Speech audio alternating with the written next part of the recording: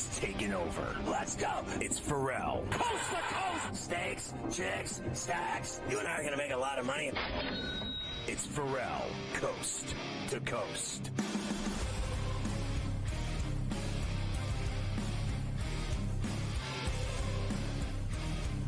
It's pain-free Friday. Ferrall's going out. Minutes on the balcony. Wags it up. 100, 200. The bad seed. The broken. The bad apple with a bad attitude. We are live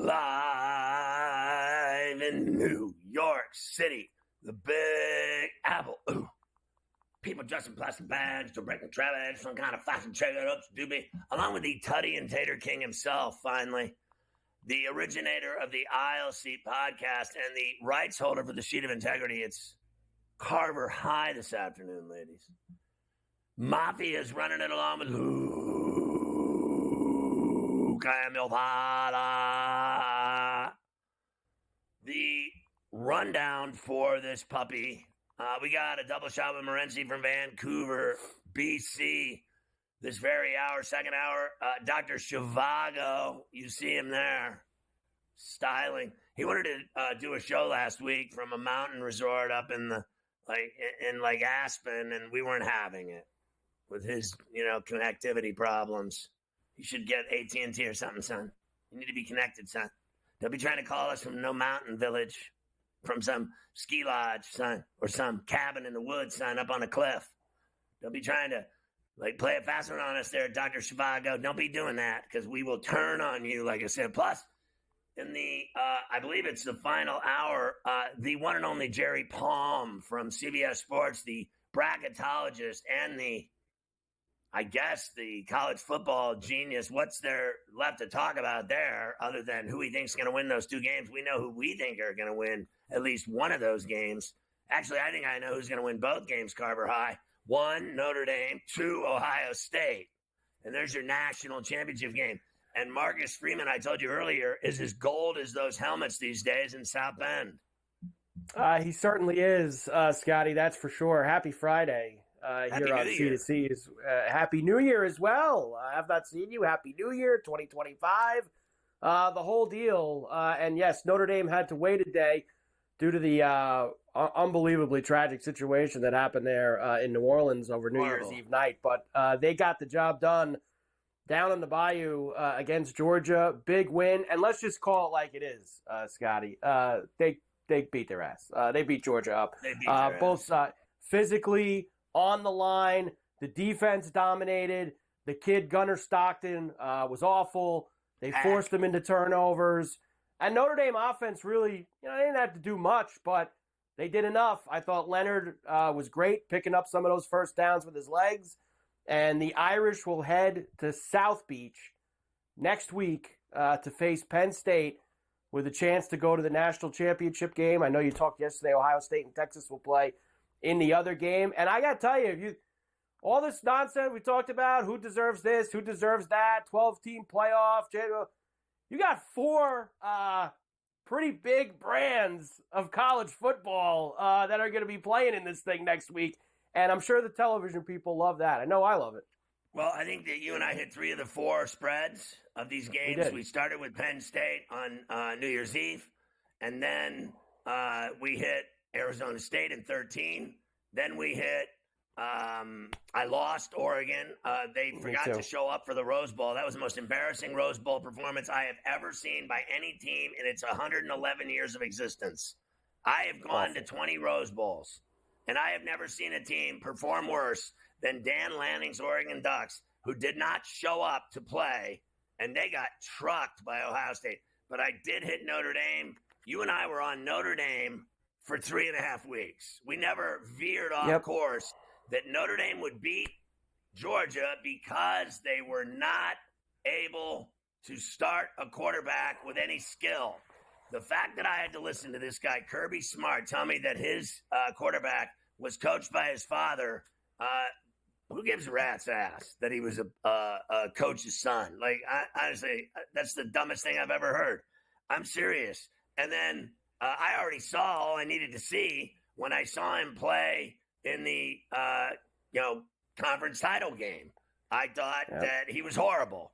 And I did not think he was horrible against Notre Dame. but he really didn't do anything in the grand scheme of things. He threw a couple of passes, and they, it appeared that he had a good game, but he really didn't.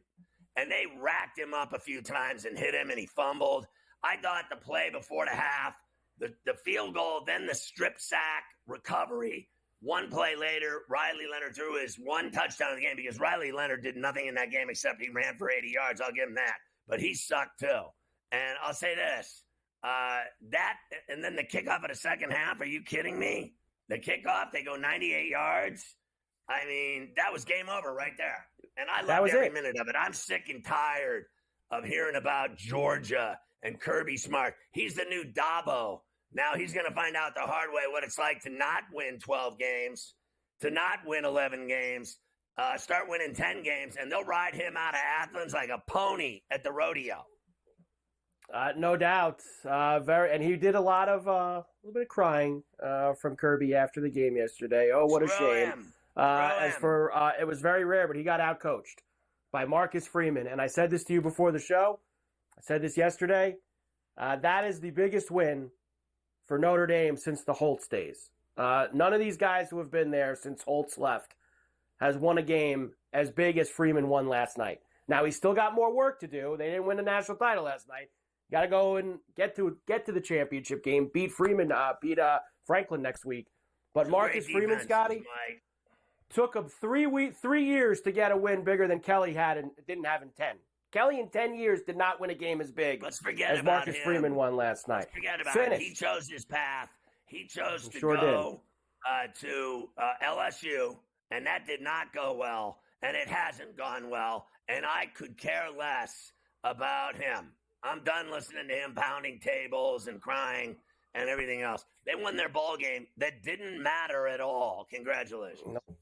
Congratulations, indeed. So we will talk about the last four that will be left: Notre Dame, Penn State, Texas, and Ohio State. Final four left, college football playoff. We have a lot of NFL to do because, thankfully, this is it. The end of the road for the regular season this weekend, Scotty. Week 18 for Pain Day, and it'll happen across 2 days. 2 games on Saturday, one of which you'll be at, and then the rest of the games on Sunday, and then we can get to serious January football, and I don't have to spend my entire week and my entire Friday talking to you about and looking at who's playing, who cares, who doesn't care, who does this, who does that. I need the real thing next week. Pain Day playoffs. So get me through this weekend. You're going to the Steelers and the Bengals, which is going to have some gas to it no matter what, tomorrow night at the place the Steelers play to start the weekend off. Yeah, I don't believe that. I believe that one thing is certain. The Ravens are going to kick the Browns' ass, and that'll be the end of the North, and the Steelers are going to be on the road in the wild card.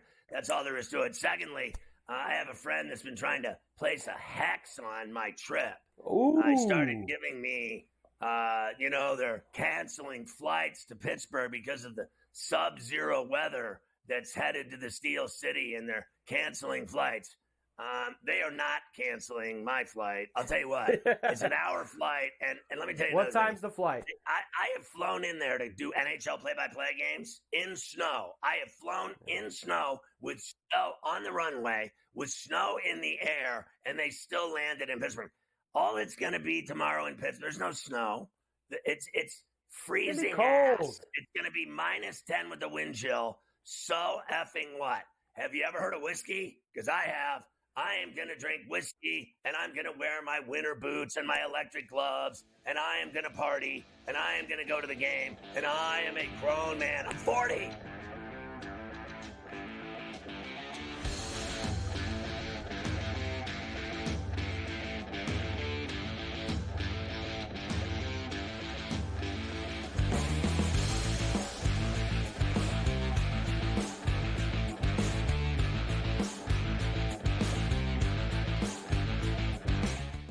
So my team didn't win this weekend, but I still did with this app that's taking over the game. Sports Millions Pick'em lets you make quick and easy predictions. Pick your favorite players, go higher or lower, and you can still win big even if your team loses. Plus, the multiplier is insane. With just a few picks, you can win big money.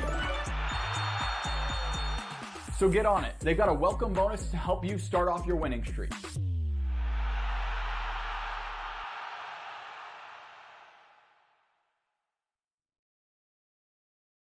As the candles flicker, a new tradition shines. 8 nights of Hanukkah, 8 nights of winning insights. Like they may come out slow, so you might be able to get a better number. Wow, they're favored. With SportsGrid, every night is another chance to win. No pick sixes today, they cover. So let's crunch it up. Let's make it happen. Let's give you our favorite props. Let your Hanukkah winnings brighten your celebrations. Happy Hanukkah from all of us at SportsGrid.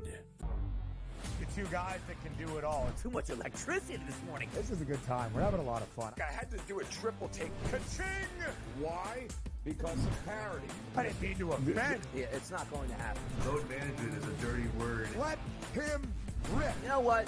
Circumstances provide the results. What? How do you do this once? Oh, Donnie, you got such a good show there. A network that is booming. The Early Line, only on SportsGrid. Right here with you on Pro Football Today on SportsGrid. Odds in motion, trying to see what lines have moved throughout the week. Never felt more comfortable in the set than I do for this year. I'm ready. I'm just getting angry. The hot takes are going to be here all long. You don't want them to go 13-0 and then lose the first round of the playoffs. Red. This is their last shot. They don't really have anywhere else to go here. Hot take. By the time I hit, I guess what, Route 33 up here, that ticket's cashing. Only on SportsGrid. In the heart of winter, when nights grow long, we come together under these lights. A team, united by purpose. Fans, bound by passion. Each holding a small flicker of hope in their hands. At SportsGrid, we believe that even the darkest nights can't dim the unity we share. One team, one stadium, one shining moment. This holiday season, we shine brighter together. Happy Hanukkah from all of us at SportsGrid.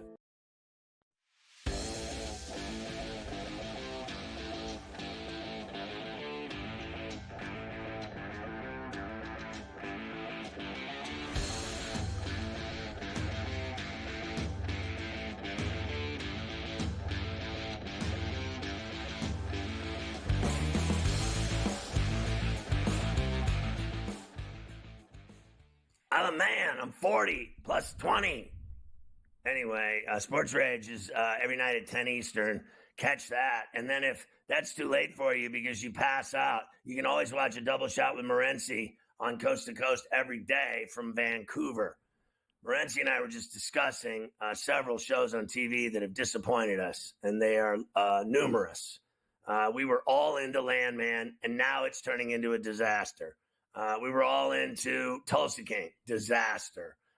We were into the mayor of Kingstown. I will not say that that's a disaster, but it's not running right now, so that's a disaster. Nothing is working. Now I'm watching this show on Netflix called No Good Deed with Ray Romano, and it's pretty bizarre.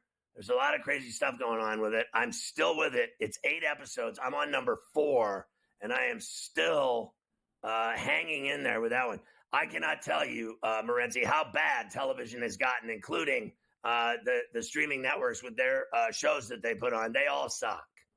Well, you know what? That's why I end up watching the same things over and over. Last night, in the middle of the night, I was watching reruns of Seinfeld. So that's all. And, you know, I see the movie Jaws is on today, and I think I might check that out a little bit later on and record it. Yeah, a real classic. But I did watch last night because, like you said, everything is so bad. It's funny. We're on the air so much. So, like, the rare days that I'm off, I realize how hard TV sucks. I wonder my rating should be higher. There's nothing else on ever. Like, I'm clicking around. I'm like, God, this is brutal. Highlights of the year, dumb takes, this, that, and the other thing. I watched the 30 for 30 last night, though, the sack exchange. I watched that. About the New York Jets and stuff. I think that was a good watch. Like, what has happened to him, bro? There's something wrong with him. He looks like Maradona. He's kind of like that whole. He looks way worse than Maradona. But let me ask you this question about Jaws. That show sucks. Anyway, I watched it, and all the teammates hate him. So, especially Marty Lyons, who I play in a celebrity ESPN softball game with every year. I never knew Marty hated Gastineau as much as he does. Anyway, let me ask you about Jaws. So here's the deal. When I was a kid, I was so scared when that movie came out that when I would go into my grandmother's swimming pool down in Boca, I would, with my eyes closed, I'd be swimming by myself from the deep end until the shallow end. And I used to always think that a shark, because I was right on the intercoastal in the ocean, that a shark was going to come through the wall and it was going to eat me. And I would swim as fast as I could. I was scared to death. Now the story continues. I'm staying at the 5-star Willie Penn in Pittsburgh this weekend. Rumor has it, and it's true, that there was a death in the swimming pool in that place way back in the day, and that the hotel is haunted, and that when you go into the pool, it's dark green and the water's green, and there's only one light in the pool, and it's very eerie. Very eerie. So the first time I went there, I just wouldn't go in the pool. I'm like, I'm not going in that pool with by myself or anything else and getting some ghost attacking me in the water. Would you, Morency, go into a pool that was darkly lit with green water and one small dim light in a green, dark marble room that is dark and scary? Would you go in knowing that people had died in there and that they say their spirits are still in the pool? No, I wouldn't. And I don't really mind being in a haunted building so much, but I'm not getting into any sort of haunted, weird marble old school pool. I'm like, listen, I like Mookie Betts. There's a big haunted hotel in Milwaukee as well. And for whatever reason, some team, baseball clubs, like to stay there, and they think it's cool, and some others don't. The Dodgers do. So the Dodgers like to stay in this haunted hotel in Milwaukee, and a lot of them want to see stuff. They're all like, yeah, let's stay at the haunted hotel. Mookie Betts stays in an Airbnb. Mookie's like, there's no way in hell I'm staying in a haunted hotel. You guys all know it's haunted. Why would you want to stay in it? Do you remember the Queen Mary? Do you remember the Queen Mary in Long Beach? I stayed on the Queen Mary. It's a hotel, and it's haunted, and it sits in that harbor in Long Beach, and it's scary as all hell. And they say the entire ship is haunted because a bunch of people died on it. And I stayed there one night in one of the royal suites or something. And I got to tell you, man, I just did not sleep well. I mean, it is creepy, that place. Have you ever seen the haunted Queen Mary, Morency, when you lived in L.A.? No, I didn't see that, but I've been in a lot of famous haunted places in that. And as a gambling man, I figure, listen, I don't need any paranormal stuff. My normal life is insane enough. I don't need any paranormal. I don't need any paranormal activity. I have been advised that we are no longer allowed to talk about ghosts and paranormal. I'm trying to figure out who to bet in these bowl games. Like I said, I can't worry about paranormal activities in this world. I got my own activities to worry about. Who are you betting on tonight in these two bowl games? Well, they're this. You don't want to talk about leap of faith type of plays. I mean, I don't know why they do this, actually. I don't mind that we have more football, but it's kind of anticlimactic, isn't it? You get these big playoff games, and then they're like, oh, yeah, listen, Texas State and North Texas are going to play. I can tell you guys that North Texas, sort of like Washington State, they've lost nearly 20 players. They are legitimately back up, three deep are playing. That's why the point spread is as big as it is. I actually think the under is worth a play in that game, guys. I don't want to take the 14. I'm not going to lay the 14. I'll say that, the total 65 points. You need a really clean ride. Even if the offenses were both really good, it takes two offenses to get there. Let's say Texas State blow them out.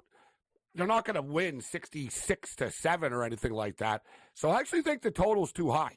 I could be wrong. This is, it's a terrible football game. But I'm going to be betting the under. It's up to 65 right now. That interests me enough. And Virginia Tech are missing a bunch of players, but do you really want to lay 10 points with the Minnesota Golden Gophers against anybody, really? Now that this point spread's up to 10, I'm looking at the underdog tonight with the Hokies. Even though the Big Ten has looked great, that's a lot of points to lay. So Hokies and 10 and the under in the Texas State game. When we come back, we'll talk about what Morency thinks of the semifinals in the college football playoff and this weekend's NFL games. As long as we're talking sports and we're not entertaining at all, everyone around here will be happy.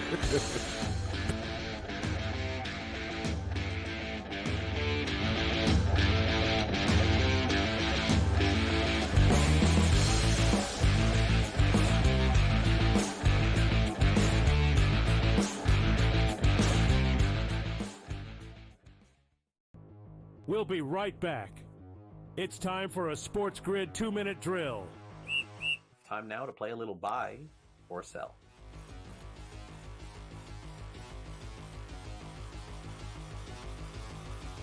The Kansas City Chiefs, George, will win their third straight Super Bowl. Are you buying or selling? They do seem to be hitting their stride. All right, they get now, 3.5 weeks off here, get everybody healthy. Mahomes, the ankle. Kelsey gets the rest. Chris Jones, who missed that game on Christmas, now he gets the rest of it. He's an extremely important part of that defense. So they're looking good. They're covering spreads now, something they weren't doing. Now they're actually winning legitimate games. That being said, that offensive line is still bad. All right, and I think there'll be teams that take advantage of that. No, I'm selling. I'm selling here. I don't even care if I believe this or not. I'm selling. I do not want to see this. I do not want to see the Chiefs win again. This has not been a fun year watching them. They've gotten lucky. They've gotten some calls. No, please no. Jamar Chase will win the receiving triple crown this season. Yards, receptions, and touchdowns. George, you going to buy or sell this? I'm going to sell this. I'm going to say he's great. He's going to have a lot of great numbers here, but I'm going to say no, he won't get the receiver crown. Maybe 2 out of 3. He'll just miss. He'll do a little Aaron Judge. He won't get the average. All right, I'll play the buy. I'll play the buy card just to play something different in the end, and he was my best player in fantasy this year, so I'll say buy there. I'm going to skip ahead, Sam, to the last one, the running back here. Bucky Irving, who's been fantastic for Tampa Bay, will be a top 8 running back in drafts next season. Is this buy or sell? Assuming everybody comes back, Godwin, Evans, Mayfield, I see no reason why they wouldn't. I'm going to buy this, Craig. I'm going to buy. I think Bucky Irving is going to be that guy. It's a heavy passing offense, lots of touchdowns. Buy. Fantasy Sports Today, your weekend source for year-round fantasy insights, 8 a.m. to 11 a.m.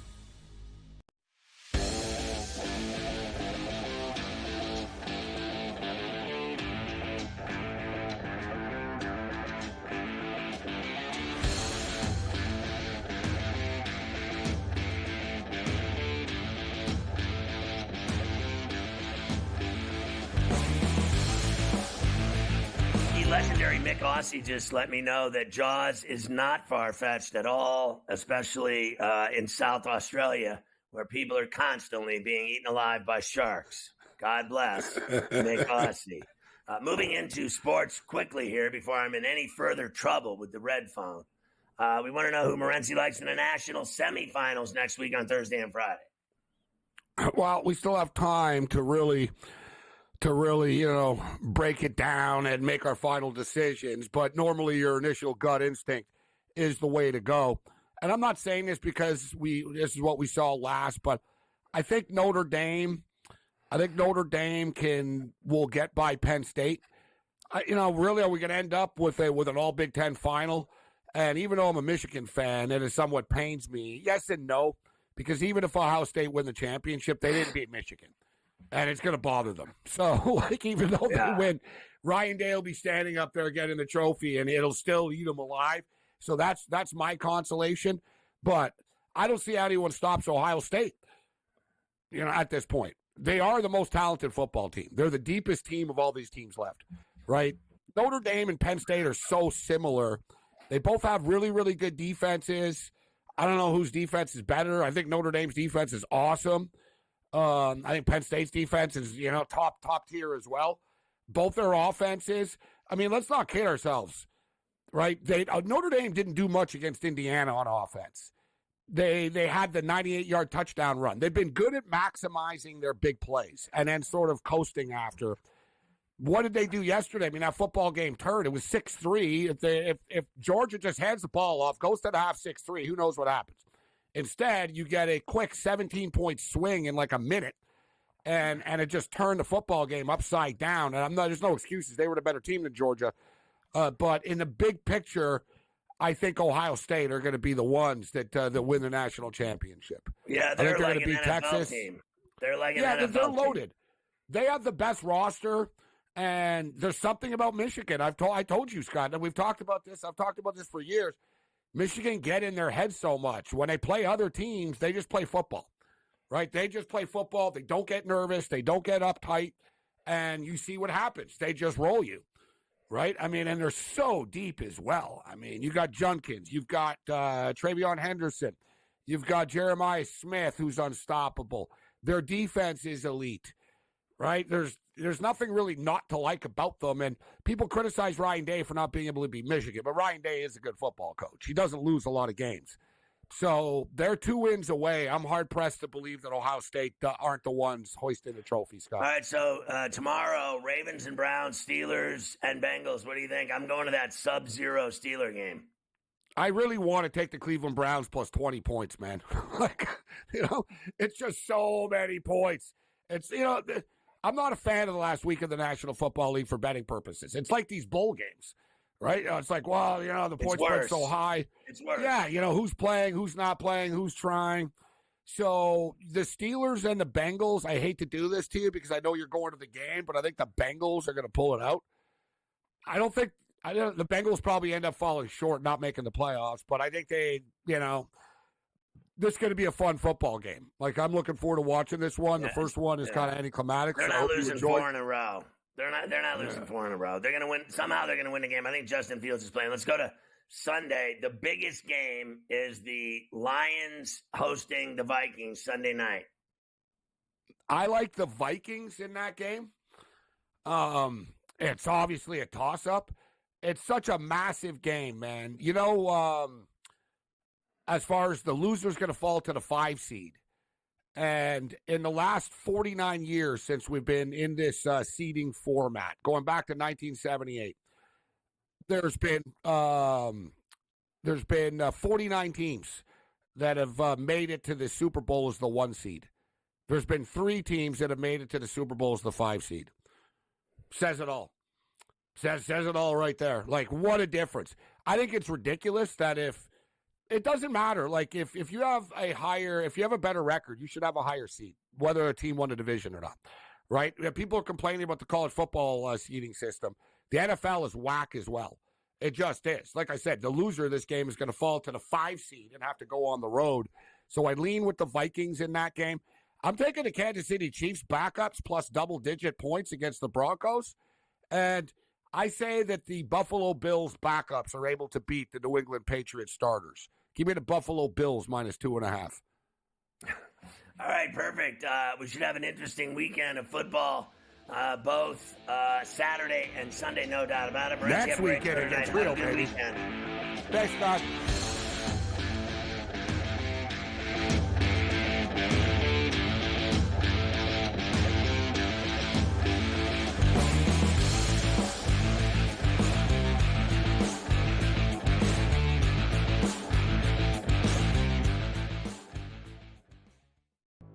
We'll be right back. It's time for a SportsGrid 2-minute drill. Time now to play a little buy or sell.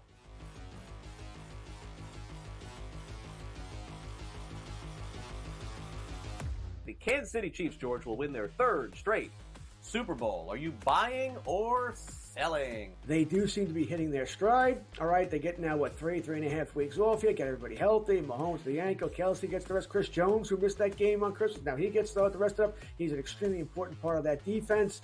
So they're looking good. They're covering spreads now, something they weren't doing. Now they're actually winning legitimate games. That being said, that offensive line is still bad. All right, and I think there'll be teams that take advantage of that. No, I'm selling. I'm selling here. I don't even care if I believe this or not. I'm selling. I do not want to see this. I do not want to see the Chiefs win again. This has not been a fun year watching them. They've gotten lucky. They've gotten some calls. No, please no. Jamar Chase will win the receiving triple crown this season. Yards, receptions, and touchdowns. George, you going to buy or sell this? I'm going to sell this. I'm going to say he's great. He's going to have a lot of great numbers here, but I'm going to say no, he won't get the receiver crown. Maybe 2 out of 3 here. He'll just miss. He'll do a little Aaron Judge. He won't get the average. All right, I'll play the buy. I'll play the buy card just to play something different in the end, and he was my best player in fantasy this year, so I'll say buy there. I'm going to skip ahead, Sam, to the last one, the running back here. Bucky Irving, who's been fantastic for Tampa Bay, will be a top 8 running back in drafts next season. Is this buy or sell? Assuming everybody comes back, Godwin, Evans, Mayfield, I see no reason why they wouldn't. I'm going to buy this, Craig. I'm going to buy. I think Bucky Irving is going to be that guy. It's a heavy passing offense, lots of touchdowns. Buy. Fantasy Sports Today, your weekend source for year-round fantasy insights. 8 a.m. to 11 a.m.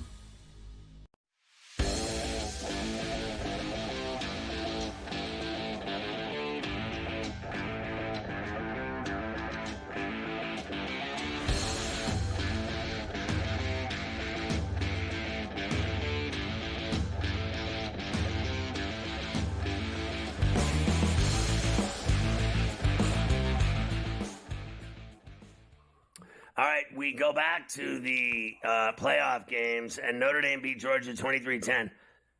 Carver High, I know you want to direct me through some of this, play-by-play of these big moments in the game. So why don't you do that to start it off? Yeah, let's clean this up before we head into everything else that's going to be going on this weekend. Here it is last night. Now, all of this happened in less than a minute of actual game time between the final minute of the first half and the first 15 seconds of the second half. That is where Notre Dame really got it done on ESPN. Prospect coming out of high school than either Riley Leonard or Carson Becky got hit again. The ball's out. R.J. Oben knocked it out. And junior Tuiala Maka has it for Notre Dame. 33 seconds, 2 timeouts. Notre Dame with a chance to add to a 3-point lead. Play fake. Leonard in the end zone. Touchdown Irish. Bo Collins with the first touchdown of this game. To stop the run, continue to force takeaways, saying if they beat us throwing the ball, so be it. He stressed their edge rushers, playing relentless, wants them to continue their intensity. Jaden Harrison bringing back the kickoff. He brought 2 back for touchdowns last year when he played for the Thundering Herd of Marshall, and he has one for Notre Dame. Yeah, listen, it's the best game I've seen Notre Dame play since Lou Holtz in '88 when they won the national championship. The last time they, frankly, sniffed it. I think when Kelly took them to, BCS, games, they always got their ass beat. This is the best team they've had since Lou Holtz, and it is amazing because wake up the echoes. That's all I know is that they have awoken. Believe me, in South Bend. What a scene for the Fighting Irish last night on Bourbon Street, whatever it was. A day late, $1 short. I don't care. They still got it done. That's all that matters. We were on the air here watching it. I thought the first half was the worst half of football I've ever seen in my life until they recovered that fumble and threw that strike in the end zone and they opened it up 13-3. I did not think that it was a good game. I really didn't. But I'll say this much. I have been around I lived in Atlanta 3 times, right? I've been around these Bulldog fans, and there's way more Bulldog fans in Georgia than there are Falcon fans. Believe me, the Georgia Bulldogs are the biggest team in all of Georgia. There is no pro team, the Hawks, the Falcons. When the Thrashers were there, they were dead last when it came to the Braves. It's really the Georgia Bulldogs and the Atlanta Braves. They're the 2 biggest teams in Atlanta, in Georgia. And you have no idea. They are so painful, these people. What do you mean, you people? They are so painful that just seeing them lose and seeing Kirby Smart shut up, like just seeing him be shut up by Notre Dame, that we don't have to listen to him with his radical, after, game interviews where, he's all lit and he's talking about how great his team, resiliency and all this other bullshit. I am so glad I don't have to listen to this guy and that he got beat. To me, is so beautiful. I can't even begin to tell you, all night, I even texted Carver High. I'm like, how great is this? How great is this? I enjoyed every minute of it. You have to understand, I spent my whole life, going to the Catholics against the convicts, going against Miami. When it mattered, it always mattered. Watching Notre Dame play Michigan every year in Ann Arbor and in South Bend, they screwed that up too. I went to every game that Joe Montana ever played in South Bend. My dad was college roommates with Dan Devine. I have been around Notre Dame football my entire life, and to see them at this pinnacle, I've never seen them this high since Holtz. No question about that. Definitely, I feel the same way. They have never been this high since Holtz was the head coach. Here is Marcus Freeman. Of course, believe it or not, Scotty, all 4 teams that had the bye in the college football playoff, they all lost. All Georgia, Oregon, Boise, Arizona State. Here is Marcus Freeman. He says, I don't care about any of that. My team prepared, and that's why they won. I think whatever circumstances you're given, you make the most of them. And if we would have had a first-round bye, I would have been the first one to say, hey, this is great for us. We didn't. It's great for us. We are always a glass half full group, and whatever circumstance we're throwing at us, we're going to take advantage of it and prepare and maximize the opportunity ahead of us. And so that's what they did. The first game had nothing to do with this game. It was the preparation that they put into this week in this game and the performance that they put on. But I don't believe in my heart the first game had anything to do with this one. It was about the preparation they did after the first game. Listen, I have to say, I really do, that of all the people that complained, which is endless, the people that complained, Lane Kiffin is still talking Shaq. He is still, the Shane Bieber is still talking Shaq. He's lost his mind, and Illinois beat his ass. Now listen, at the end of the day, they all complained about Indiana, and let's face it, Arizona State, no one thought they should be there. Boise, all the rest of them. But at the end of the day, when it was all said and done, Boise, I thought Boise got their ass beat. Indiana and Arizona State did the best. They lost by Indiana by 10 and Arizona State by 8. Those were the best two performers of the teams that people had a problem being in the playoff. All that people do is complain. So everyone needs to shut their face. Indiana deserved to be there, and they played as good as anybody. They held their own with Notre Dame. They lost by 10. Your boy just got his ass beat. Kirby Smart, the greatest coach in college football. Once Nick Saban left, everyone said the best coach in college football was Kirby Smart. That's a fact. And he got his ass beat. Indiana did better against Notre Dame than Kirby Smart did. Know that. Know that. That was it. They lost by 10. Georgia didn't lose by 10. Okay, so have a sandwich. Of all the games so far, Indiana actually played in the closest non-overtime game. Obviously, the Texas-Arizona State game was an overtime game. That was and they lost by 8. By far. But Indiana lost by 10. Every other game in the college football playoff has been of 13 or more points. So Indiana, the closest game, Indiana-Notre Dame was the closest game non-overtime of the entire playoff so far. So say what you want about Indiana, and I've got some other stuff about Indiana too in a little bit. We're tired of hearing a Kirby Smart. I just like this part because he's got to cry and go away. Bye, Kirby. See you next year, Notre Dame only Kirby. had 90 Bye. yards passing. Have you ever kind of remember a game like this where the opposition had 90 yards passing and still somehow managed to get the win? Yeah, when you have 2 turnovers and a kickoff return for a touchdown, that's what happens. I mean, I have been part of those games.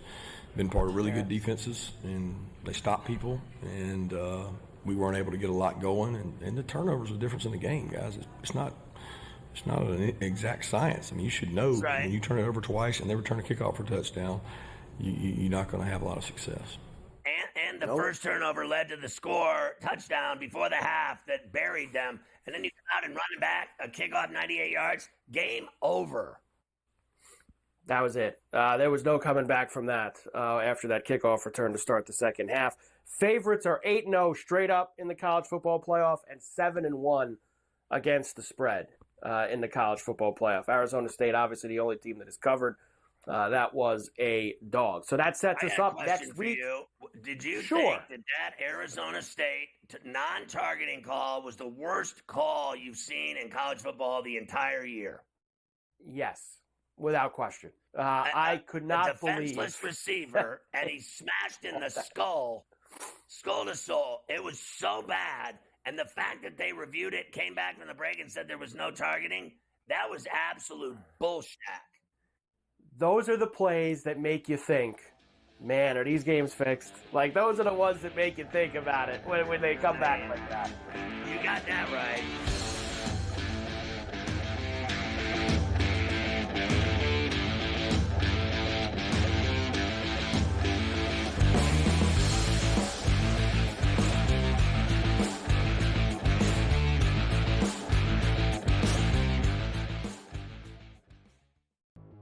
We'll be right back. It's time for a SportsGrid 2-minute drill. Time now to play a little buy or sell.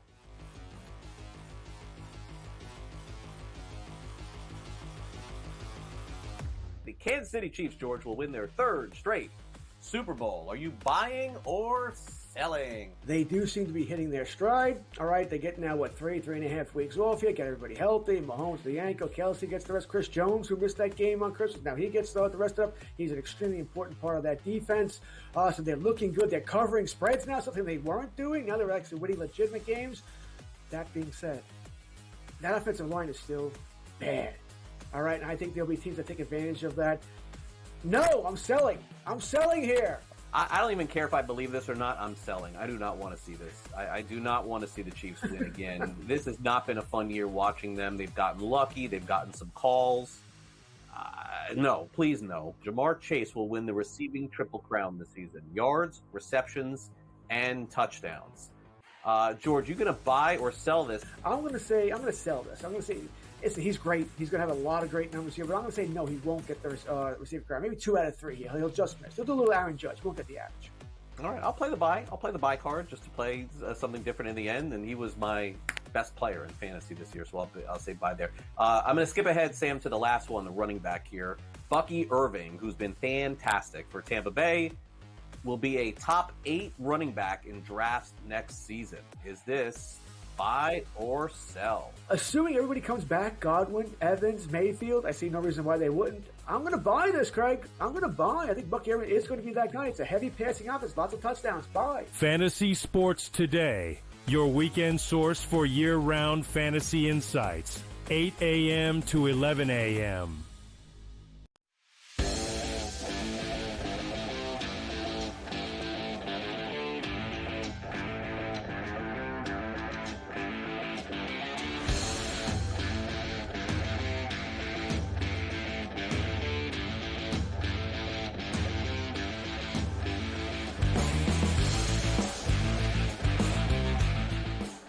So let's look at the odds for these semis and other skinny from college football. Yes. So the semifinals will be one game on Thursday night next week, one game on Friday night next week. The Thursday night game will be the Orange Bowl down at Hard Rock with Notre Dame and Penn State. So this opened and has stayed Notre Dame -1.5 with a total of 46.5. Now the total tumbled, Scotty. I saw 50 when it first came out, and it's already gone down 4 points from that. So people are expecting defense with the Irish and the Nittany Lions. Yeah, I'm not going to worry about any of that. You know how I am with totals. I like Notre Dame. I like Notre Dame.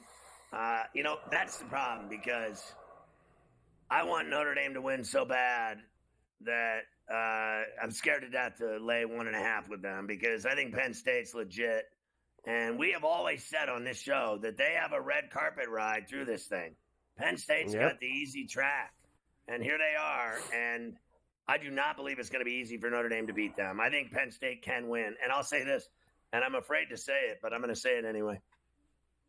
I think Drew Aller's a better quarterback than Riley Leonard. And I think Drew Aller sucks. But I think he's better than – I do think he's better than Riley Leonard. I don't care any way you slice it. I know he was a better high school quarterback. He was the best quarterback in the country when he went there, but he has amounted to a hill of beans at Penn State. But I think he's better than Riley Leonard. I thought Riley Leonard ran the ball well last night. I thought he threw an easy 10-yard strike to the end zone. But other than that, he didn't pass for jack. He was awful. And if he plays awful against Penn State, they're going to lose. I'll say this about these two guys. I think that Aller is the more physically gifted quarterback of the two. I think Aller is. I think that Aller has got a bigger arm, more talent, etc. I think that Riley Leonard is smarter than Drew Aller, as in he's not going to make key mistakes that are going to cost his team the game. And I think that Aller could give you some. And I think that that's where the Notre Dame defense has to make sure that they capitalize. And I think that Leonard's very smart with his feet. You saw it yesterday, really. He had nothing going on through the air, but he was able to get some very key first downs for them on the ground. So I think that's where I see those two guys. You know that I'm on the Irish next week, Thursday night. They have 2 extra days of rest. Well, I mean, it is what it is. I know they're not going to complain about it. It is a full week. I mean, it's not like they're playing in 3 days. I feel like if you have a full week, I don't think you have anything to complain about. They played on a Thursday yesterday. They're playing next Thursday. It's a regular schedule. I don't think it matters that Penn State played 48 hours before them. I really don't. Ohio State and Texas, of course, will play Friday night in Dallas at the Cotton Bowl. That will be the other semi. Got to 6.5 yesterday. I've seen now down to 5.5 at Jerry's World here for this one. Minus 5.5 for Ohio State with the 53.5 with the total there. Look, Ohio State looks great right now. I know you spent probably a lot of time on it yesterday, but I don't think that they're going to blow Texas out like they did Oregon. I don't think that Texas is going to no-show the game like Oregon no-showed in the Rose Bowl. I think it's going to be a close game. Ohio State's going to win, but I think it's going to be a close game. Yeah, I was really disappointed in Texas against Arizona State, other than the fact that I had the Sun Devils in 13. The fact that they were up 16 points in the fourth quarter and blew that game, and then somehow miraculously won the game in double overtime, I was not impressed with them at all. I will say this. Ohio State's defense is literally, I think it's better than literally every single NFL defense going right now. Their defense is so physical. They were knocking Oregon the snot out of their faces on every run. Like they were physically beating the shack out of them. I have never seen hits like that since the 85 Bears. That defense gives up nothing at all. Texas is dead. They're not going to be able to do anything against this defense. I don't care what anyone is. And they're passing. I'll give you Golden. And Ohio State's not going to play as bad as Oregon did against Golden. Golden will not have a huge day against the Ohio State Buckeyes secondary. And let me tell you another thing. Running against them is impossible. And I do not believe anyone can stop Jeremiah Smith or Ibuka or Howard. You've had many days with me talking about how bad Will Howard sucks. I don't care how bad he sucks. When you got receivers that good, I can throw them to him. And he's hitting them right now, that's for sure, at this point. This is to win it all with 4 teams left. Ohio State, the favorite, minus 105. Everyone else, about the same, 384, 480 for Notre Dame, Texas, and Penn State. So a tough order for everyone to take Ohio State down now. They're the prohibitive favorite. The 2 teams that are favored to go. So let's see if they can get it done. Yep. We shall see. Next week, we'll spend a lot of time on that as they'll play Thursday and Friday night. All right, a few other things. I told you about Indiana with what they did in the playoff. Curtis Rourke will be officially heading to the NFL draft. He played the entire season after partially tearing his ACL in August. How about that? And remember, he broke his thumb down the stretch as well. And he still had the greatest season a quarterback has ever had at Indiana University. He still had that. I thought he was incredible. I can't wait to see what the kid from Cal does at Indiana now under Cignetti. I cannot believe that this guy snagged another great quarterback. Let's face it, the kid at Cal can play. Mendoza, is that his name? Yeah. They can thank their lucky stars that they got this coach, because he lures people there to Bloomington like I've never seen. No one ever in the history of Indiana sports has ever wanted to go to Bloomington to play football. No one. No one ever. They couldn't recruit their ass if it hit them in the face. It was never a football program, ever. Since 1967, they went to the Rose Bowl once. This guy's been there a year, and he's getting any player he wants in college to transfer there. This guy's a freak. I said to people, I don't think he'll ever win 11 games again. I'm not so sure. I may have to eat that hoagie. Kenny Dillingham, new 5-year extension. That puts him in the top tier of Big 12 salaries. I'd say he deserves it after the year that the Sun Devils had out in Tempe. All right, we'll come back. We'll do the Sermonello and then bowl games. There are a couple straggler bowl games, including one kicking off in about 10 minutes. Like 10 minutes from now, they got a bowl game kicking off. The second bowl game tonight is about the first one.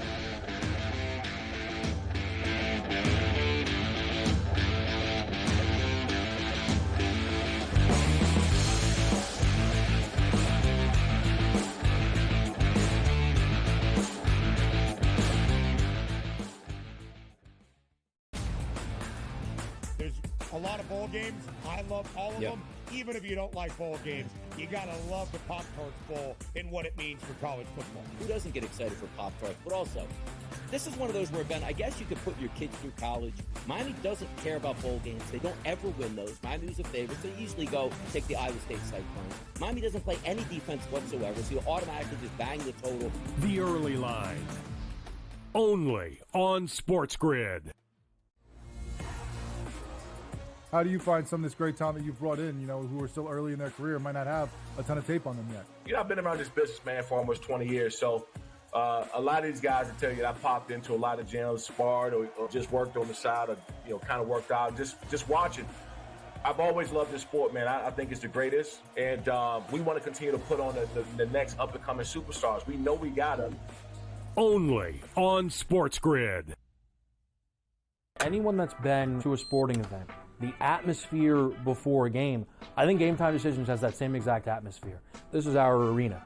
This is what we do. There is going to be an energy to Game Time Decisions that you will feel night in and night out. The excitement you get when you lock your bets in, when you're figuring out what you want to do, we can zone in on the biggest games each night. I want this to be the place that people come to before the games start so they feel as ready as possible to lock in their cards. We are going to hit every single one of those markets that you need to know about. We're going to go through every single thing, and I've got a great team behind me that's going to help me get the job done. There is not going to be a better place, I promise you, than Game Time Decisions to get that new information, react to it, and be able to then bet accordingly. We will have everything at our disposal, and we will use that to our advantage.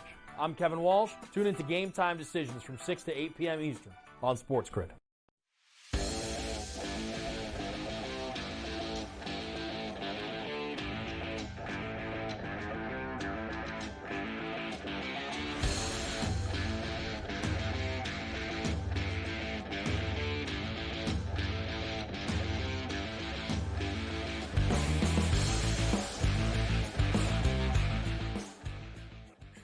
So I have to say that I thought that the Notre Dame-Georgia game should have been played instead of the Ole Miss and Duke game at night, and they should have played that crappy game at 4 o'clock. They had no business playing that great game at 4 o'clock in the afternoon when people have jobs and they're out doing their thing, working and sitting in traffic and whatever it is. I just couldn't believe that game was at 4 o'clock. They should have played this horrible Ole Miss game because they beat the absolute snot out of Duke. That game was embarrassing. It was embarrassing, and there were a lot of factors, of course, into the 4 o'clock start with the Sugar Bowl in terms of security and the teams wanting to get home after playing a day later, et cetera, et cetera. But the night game was a rout, 52-20.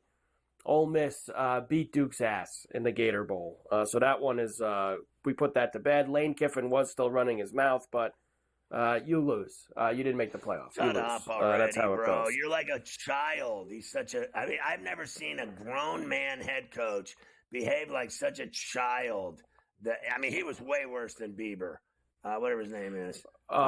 Beamer's too much. That nonsense with him and the other day after that game, the two of them yelling at each other. Calm down. Okay, and you got your ass beat by Illinois. Relax, Beamer. Seriously, no one's afraid of him to begin with. He's a little skinny runt. Like, no one's afraid of you. What do you act like you're some kind of tough guy or something? More people are afraid of your old man than you. Like, stop. Yes. You're kind of a candy ass. Like, I looked at him and I was like, bro, you're just some little dude. Shut up. Like, I don't listen to little dudes. I just don't. As you know, I have a real problem with little dudes. I don't listen to them. Some guy tried to pick a fight with me, some little 5'5" guy playing basketball. I was like, bro, I will truck you. I'll sleep with your wife when I'm done with you.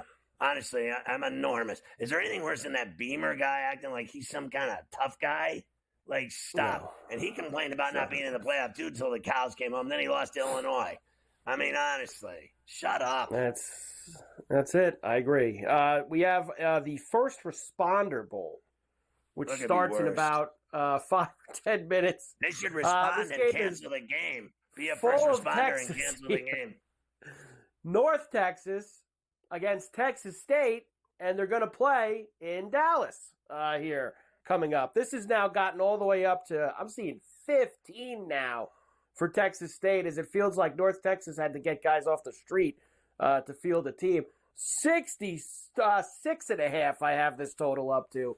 I say under. We're missing a lot of guys in this game. I don't think these teams will do what they usually do offensively. Yeah, I absolutely. I would just as soon be hit by a mail carrier truck and watch this football game. I'll have the game on here in the studio, but I wish the Century was on earlier, the golf tournament in Kapalua, because this bowl game is, this is, for people that live there and that like these two hack-ass schools. You can quote me on that, too, that no one gives a rat's ass about this bowl game. It's awful. And by the way, we didn't have, of course, a real Golf Wednesday this week because we were off with New Year's Day.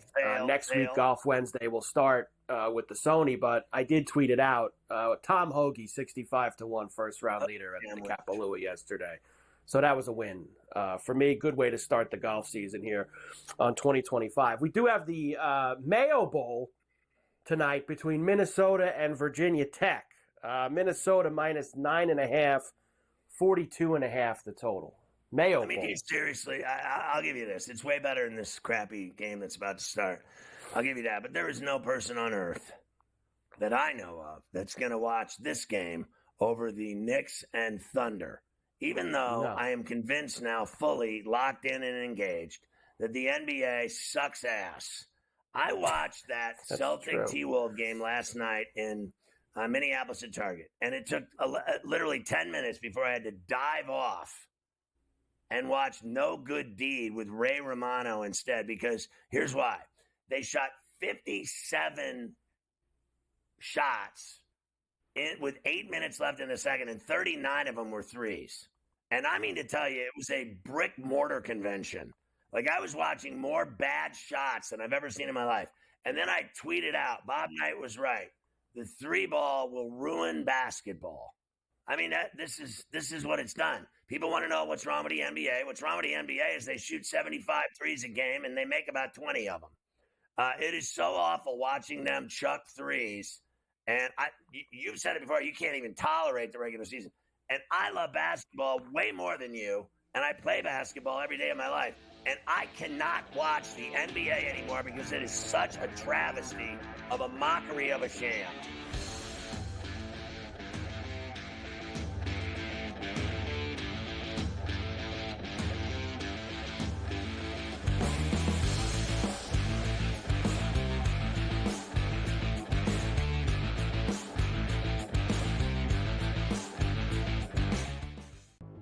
We'll be right back.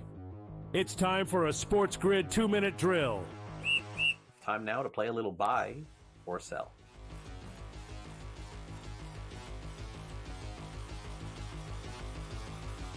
The Kansas City Chiefs, George, will win their third straight Super Bowl. Are you buying or selling? They do seem to be hitting their stride. All right, they get now, 3.5 weeks off here, get everybody healthy. Mahomes, the ankle. Kelsey gets the rest. Chris Jones, who missed that game on Christmas, now he gets the rest of it. He's an extremely important part of that defense.